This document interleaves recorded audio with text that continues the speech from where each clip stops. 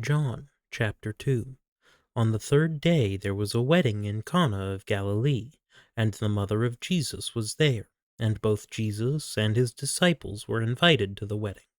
When the wine ran out, the mother of Jesus said to him, "They have no wine."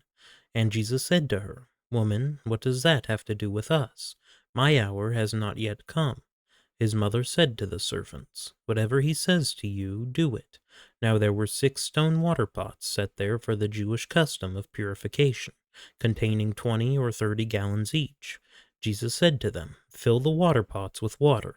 So they filled them up to the brim. And he said to them, "Draw some out now and take it to the head waiter." So they took it to him. When the head waiter tasted the water which had become wine, and did not know where it came from, but the servants who had drawn the water knew, the head waiter called the bridegroom, and said to him, "Every man serves the good wine first, and when the people have drunk freely, then he serves the poorer wine. But you have kept the good wine until now." This beginning of his signs Jesus did in Cana of Galilee, and manifested his glory, and his disciples believed in him. After this he went down to Capernaum, he and his mother and his brothers and his disciples, and they stayed there a few days.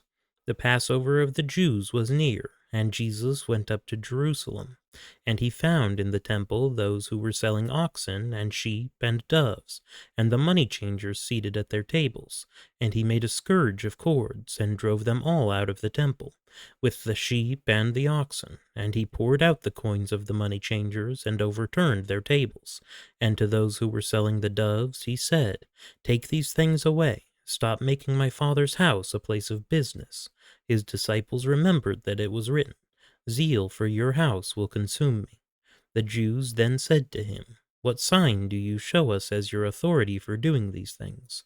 Jesus answered them, "Destroy this temple, and in 3 days I will raise it up."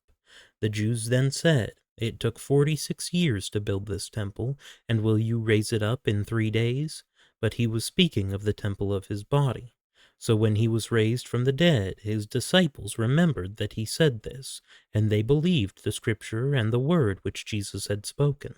Now when he was in Jerusalem at the Passover during the feast, many believed in his name, observing his signs which he was doing. But Jesus, on his part, was not entrusting himself to them, for he knew all men, and because he did not need anyone to testify concerning man, for he himself knew what was in man.